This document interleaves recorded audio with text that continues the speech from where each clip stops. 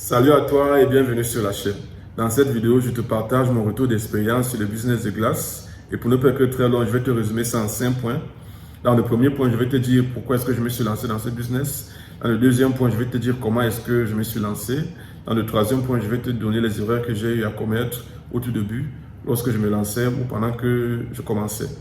Dans le quatrième point, je vais te donner la façon dont j'ai procédé pour automatiser mon business aujourd'hui. Pour terminer, je vais te donner les bonnes raisons pour lesquelles tu dois également te lancer dans ce business-là. Alors, si l'un de ces sujets t'intéresse, je t'invite à rester jusqu'à la fin de la vidéo. Mais avant de continuer, qui suis-je? Tu peux m'appeler le roi de la glace. Et autour de cette chaîne, je te partage des informations sur le business de glace, sur comment se lancer.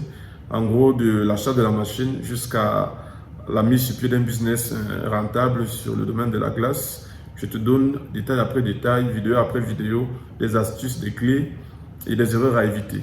Si tu n'es pas encore abonné à la chaîne, je crois que voilà autant de raisons pour lesquelles tu pourrais t'abonner. Je veux aussi dire merci à toutes ces personnes qui s'abonnent à la chaîne, qui laissent des commentaires et qui likent les vidéos. Merci les gars, merci la famille, on est ensemble. J'aimerais également rassurer toutes ces personnes qui laissent des commentaires et qui se disent que peut-être j'ai oublié ou peut-être que les vidéos ne viennent pas par rapport aux questions qu'elles ont posées.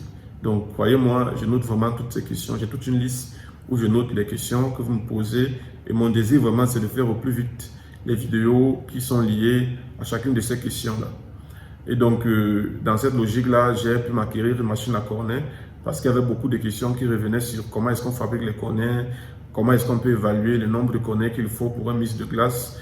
Et donc j'ai jugé que au lieu de venir faire une vidéo où je raconte n'importe quoi, il fallait que je prenne une machine à cornet, fabriquer les cornets, essayer d'évaluer moi-même et revenir avec des informations un peu plus crédibles.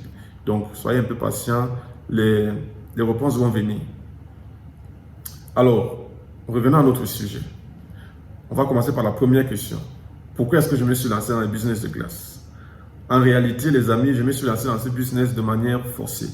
Ce n'était pas prévu que je me lance dans ce business. Donc, je sais que quelqu'un va dire, mais et pourtant tu partages beaucoup d'informations dessus. Oui, ces informations, je les ai reçues bien après. J'ai appris sur le terrain. Je rappelle que ça fait presque 2 ans que je suis sur le domaine. Et donc, c'est pendant que je fonctionnais ou après que je me sois lancé que j'ai pu acquérir toutes ces informations-là. Déjà, je conseille pas ça. Comment est-ce que je me suis lancé? En fait, pour résumer, au départ, il était prévu que je me lance dans le business de vente de machines. En fait, je m'étais même lancé dans ce business-là. J'avais rassemblé les sous que j'avais à cette époque. J'ai fait venir plusieurs machines de la Chine.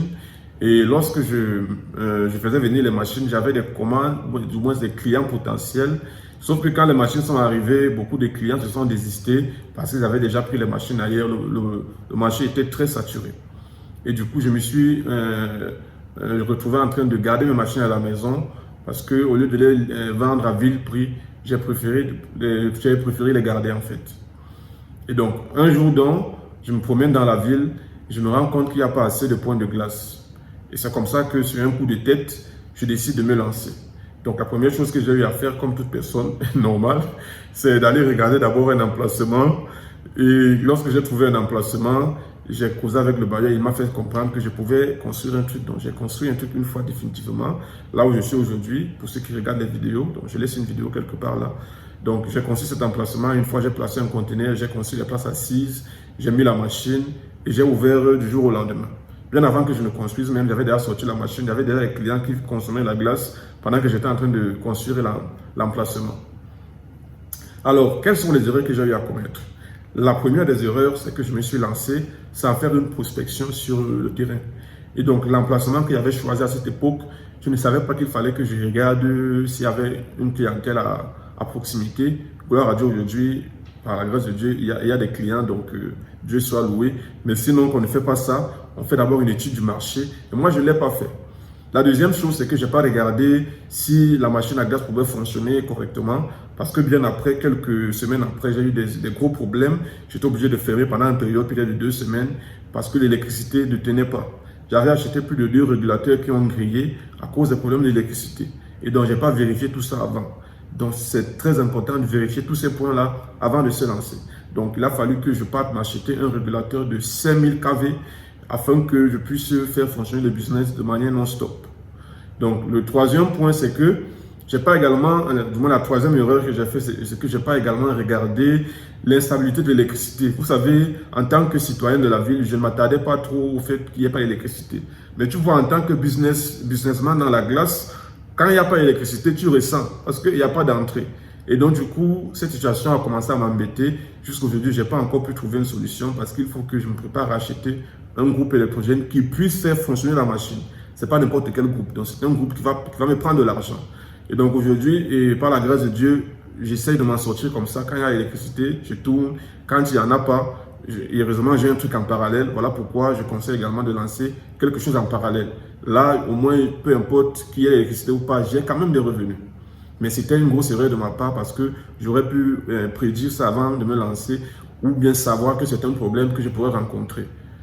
La quatrième erreur que j'ai faite, c'est que je me suis lancé comme ça, comme un bon Camerounais, sans me rassurer si j'avais les papiers des impôts, si j'étais légal. Donc je me suis lancé comme ça du jour au lendemain et justement les impôts sont venus après, le service de la mairie d'hygiène également est venu après et à chaque fois il fallait que je débourse de l'argent et c'était pas moins de 50 000. Donc tout ça, je n'avais pas prévu ça. Donc voilà autant de choses que tu dois noter et que tu dois déjà prévoir sur ton plan. Même si tu ne vas pas aller voir les impôts, voir la mairie, tu dois quand même déjà prévoir qu'ils vont venir tôt ou tard. Pour moi, ce sont, en tout cas, les business attirent parce que les gars comme ça cherchent également à arrondir les fins du mois. Donc, et c'est normal d'être illégal. Donc, c'est normal que quand tu as un business qui tourne, tu puisses aussi donner quelque chose à l'État. Donc, c'est important de prévoir ça. Alors, l'autre erreur que j'ai fait au départ, c'est que je me suis considéré en boss. Une fois que j'ai lancé le business, j'ai cherché rapidement quelqu'un, j'ai placé, j'ai tourné mon dos parce que j'avais mes choses à faire, j'ai un travail, j'ai d'autres trucs à gérer. Donc, moi, je n'avais pas le temps pour gérer ça. Et donc, j'ai été corrigé. Justement, j'ai passé quelqu'un pendant 3 mois et j'ai eu 3 mois de correction parce que la personne m'a bien traité au point où j'étais obligé de lui supplier de partir. J'ai dit, vraiment, pardon, laisse-moi, je vais essayer de me battre comme ça. Et après lui, j'ai pu fermer le business. J'ai fermé le business pendant environ 1 mois. Vous imaginez le choc que j'ai eu, le business était complètement à terre. Il fallait que je trouve du temps maintenant et c'est là où j'ai compris qu'il fallait que moi-même je sois dans mon business. Il n'y a personne d'autre que toi-même qui pourra prendre soin de ta chose. Et donc, c'est comme ça que j'ai corrigé cette erreur-là. Voilà, en résumé, quelques erreurs. Bien sûr qu'il y en a plusieurs, mais vu que je ne veux pas que la vidéo soit trop longue, voilà quelques erreurs que j'ai eu à commettre pendant que je me lançais. Quatrième point. Comment est-ce que j'ai automatisé mon business aujourd'hui? Alors, tout d'abord, j'ai commencé par revenir dans mon business moi-même. J'ai appris à accueillir la clientèle, j'ai appris à répondre, à servir, les notions de propriété, j'ai appris les notions de comment est-ce que je dois affûter mon mélange. Bref, j'ai pris au moins 1 an moi-même, comme je travaille, donc il y avait des moments où je fermais, donc je jonglais un peu aussi au travail, donc je voyais comment joindre les deux bouts pour que je sois au maximum aussi dans mon business. Et donc pendant ce temps-là, j'ai eu à observer, à voir en réalité quels sont les revenus de ce business-là et comment est-ce que je pouvais m'organiser pour suivre mon business, parce que c'est ça le plus important. Comment est-ce que tu peux suivre les chiffres, même si tu n'es pas là. Et donc, j'ai pu apprendre ça parce que j'étais sur le terrain et je savais comment est-ce que je vends chaque jour, comment est-ce que j'achète le matériel. Et donc, j'ai pu acquérir toutes ces informations-là sur le terrain. Et donc, pour automatiser le business, j'ai cette fois-ci cherché quelqu'un avec une très bonne mentalité. Donc, j'ai pris le temps par recommandation. Ça a pris environ 6 mois ou 1 an pour que je retrouve la bonne personne. Une fois que j'ai trouvé la personne, j'ai convenu avec elle de comment est-ce qu'on devait gérer et des points de suivi. Donc, je sais maintenant que chaque mélange vendu, ça me vaut telle somme. Je sais que une journée passée au cafétéria ou bien à la glace, ça me vaut en moyenne telle somme. Donc, il y a aujourd'hui un ensemble de systèmes que j'ai mis sur pied qui me permettent de suivre mon business, que je sois là ou pas. Donc, aujourd'hui, mon business tourne sans problème. Donc, vous savez que depuis un moment, je ne suis pas trop sur le terrain. Déjà, pour faire les vidéos, je suis sur le terrain. Il faut que je programme et que je planifie tout ça. Donc, aujourd'hui, mon business tourne par la grâce de Dieu sans que je ne sois là, en fait. Donc, mais au départ, ce n'était pas comme ça. Maintenant, pour terminer, pourquoi est-ce que je t'encourage, toi aussi, à te lancer dans ce business-là? C'est que la première chose, c'est un business où l'offre aujourd'hui est très inférieure à la demande. Et c'est un business où les clients seront toujours là. C'est un peu comme la boisson. Vous voyez, les bars ouvrent à chaque coin de rue. Et étonnamment, tous ces bars-là ont les clients. Le business de glace également, c'est pareil. Parce que autant il y a des consommateurs de boissons, Autant également, il y a des consommateurs de glace. Donc, il y en a qui apprécient la bonne glace. J'en fais partie d'ailleurs. Et du coup, avoir un business de glace te rassure que peu importe qu'il pleuve, qu'il neige, il y aura toujours de la clientèle, surtout quand tu es bien placé. La deuxième raison pour laquelle je t'encourage à te lancer dans ce business, c'est que c'est un business où les revenus sont au rendez-vous en fait.